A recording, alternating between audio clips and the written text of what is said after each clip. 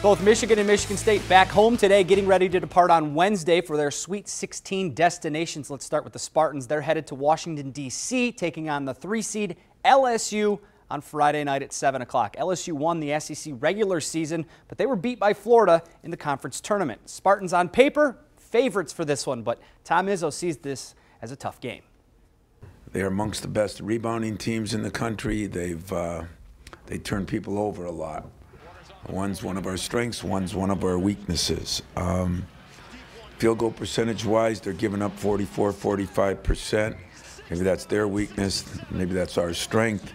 And maybe the strength of this whole team is they're one of the, I think they lead the nation in offensive rebounding percentage. They just go like madmen.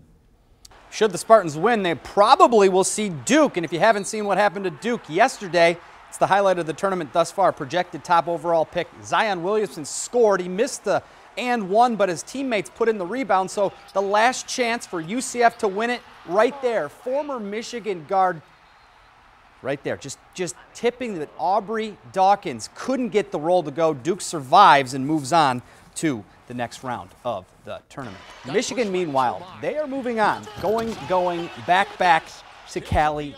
Yeah, not a great rap lyric for me, but for the second straight year, this team is playing in Anaheim, and they have seemingly found their swagger that they had during the bulk of the season. John Beilein credits his kids bouncing back after that third loss to Michigan State in the Big Ten title game.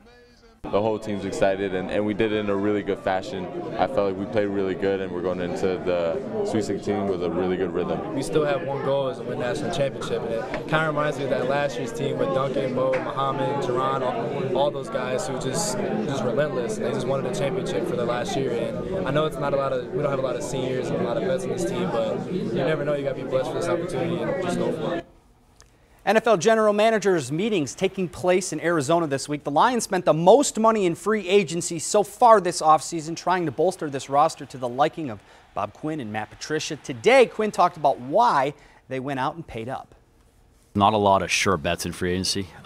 Certain years you can be more aggressive than others, and I think with the money that we paid those guys, the contracts speak to what we think of them, and I think they can help us win games. And that's the bottom line: is we want to get as many players in to our team and our scheme that can help us win more, and that's my goal. Yeah, and Quinn went on to talk about how all the guys, when they came in for their visits, they were happy to be there, and they're looking forward to being part of the culture that's building in Detroit. That's what we want. We want some winners. Absolutely. Yes, Making the change, turning it around, right? Hopefully. Hopefully. Join us for 7 Action News at 7 right after World News Tonight with David Muir. We're always taking action for you on air, online at WXYZ.com. We'll see you back here in about